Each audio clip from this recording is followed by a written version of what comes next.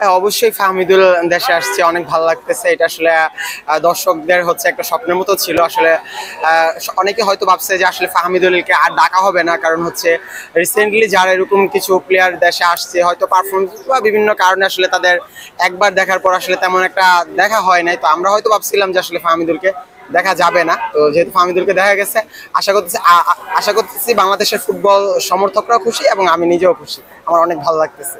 হ্যাঁ, অবশ্যই, যেহেতু একটা কর্মসূচি হয়েছে, একটা আন্দোলন হয়েছে, সেটা এখন হচ্ছে বলা যায় যে এটা একটা বিজয় হয়েছে, এরকমটাই হচ্ছে সবার কাছে মনে হবে এবং আমার কাছেও এমনটাই মনে হচ্ছে।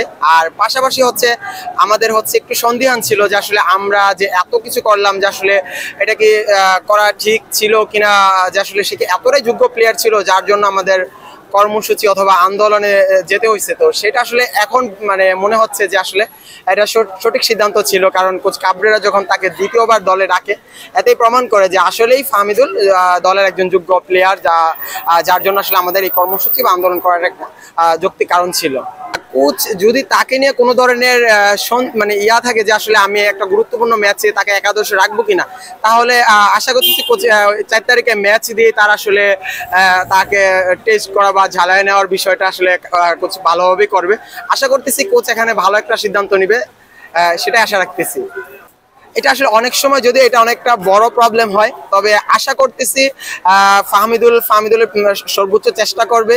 এবং আমাদের যেহেতু এটা গুরুত্বপূর্ণ ম্যাচ এর কারণ হচ্ছে আমাদের বলা যায় যে লম্বা সময় ধরে আমরা কোনো বড় টুর্নামেন্ট খেলি না, তো সেই কারণে এটা আসলে আমাদের ফুটবলটাকে হচ্ছে বাঁচায় রাখার জন্য হচ্ছে খুব অনেক গুরুত্বপূর্ণ হয়ে উঠছে এই ম্যাচটা।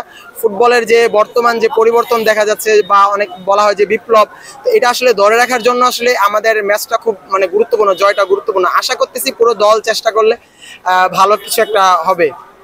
হ্যাঁ, আমাদের লম্বা সময় ধরে একটা চাওয়া ছিল যে হামজা চৌধুরী যাতে বাংলাদেশের হয়ে খেলে, ফেডারেশন যাতে এই বিষয়ে এগিয়ে আসে, সহযোগিতা করে।